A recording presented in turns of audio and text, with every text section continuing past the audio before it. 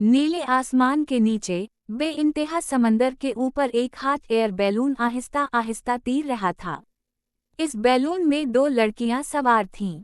आमना, बहादुर, समझदार, लेकिन अंदर से डरी हुई, और ज़ारा, जज्बाती, जल्द घबरा जाने वाली। दोनों एक एडवेंचर ट्रिप पर निकली थीं, लेकिन इन्हें क्या पता था कि ये ट्रिप इनकी जिंदगी का सबसे खतरनाक फैसला बन जाएगा। हादसे की शुरुआत। शुरू में सब कुछ नॉर्मल था।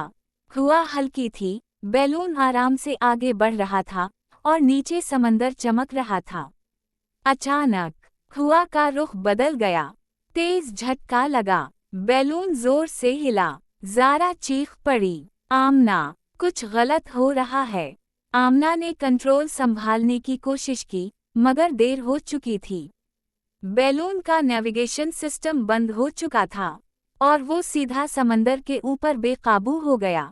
पहला खौफ। चंद घंटों बाद बैलून अब मुकम्मल तौर पर बेकाबू था। पानी, सिर्फ पानी, चारों तरफ कुछ नहीं, ना कोई जहाज, ना कोई जजीरा। ज़ारा रोते हुए बोली, हम मर जाएंगे, कोई हमें नहीं ढूंढ पाएगा। आमना ने हिम्मत करके एक कपड़ा निकाला, और इस पर खून से लिखा SOS। इन्होंने वो कपड़ा बैलून से लटका दिया। उम्मीद थी कोई देख लेगा। रात का खौफनाक राज। रात हो गई। आसमान पर चांद निकला, लेकिन समंदर अजीब लग रहा था। पानी में कुछ हलचल हो रही थी। ज़ारा ने नीचे देखा, और अचानक इसकी सांस रुक गई। आमना, नीचे कुछ है। आमना ने झांका, और इसकी आंखें खली की खली रह गईं।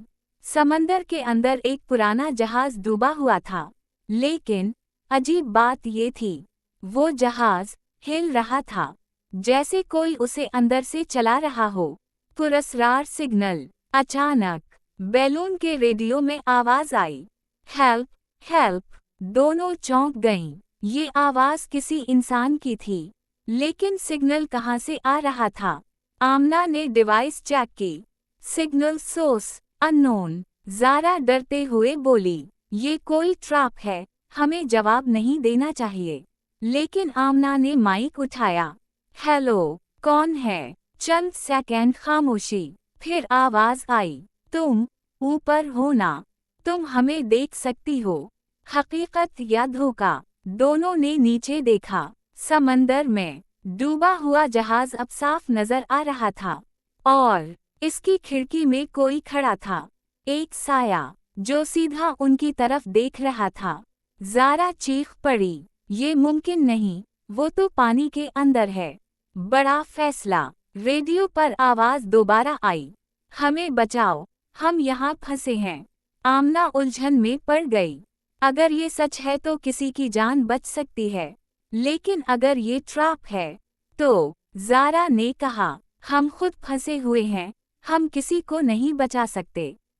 हैरान किन सच। अचानक समंदर में जोरदार तूफान आ गया।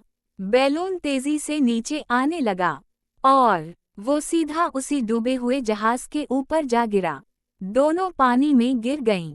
जहाज के अंदर। जब आमना को होश आया, वो जहाज के अंदर थी। पानी कम था, जैसे जहाज अंदर से खाली हो। ज़ारा इसके पास खड़ी थी, कांप रही थी। हम कहाँ हैं? अचानक पीछे से आवाज आई, वेलकम। दोनों ने पलट कर देखा। वही साया, अब एक इंसान बन चुका था, लेकिन इसकी आंखें काली थीं, मुकम्मल काली। डरावना इंकिशाफ। वो आदमी बोला, हम यहाँ 50 साल से फंसे हैं।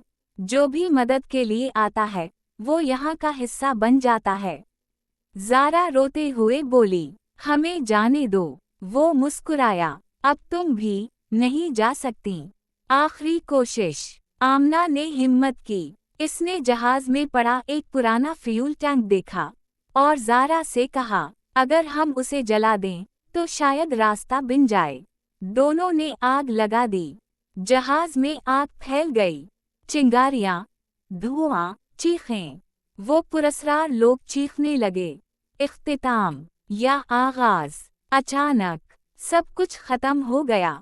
आमना की आंख खली, वो अस्पताल में थी। लोग कह रहे थे, तुम समंदर में बेहोश मिली थी, तुम लकी हो। आमना ने फौरन पूछा, ज़ारा कहाँ है? खामोशी, कोई ज़ारा नहीं मिली। आखिरी 64 रात को आमना के फ़ोन पर एक मैसेज आया, अननोन नंबर, हम अभी भी यहाँ हैं। और साथ एक तस्वीर, समंदर के अंदर ज़ारा खड़ी थी और इसकी आंखें बिल्कुल काली थी।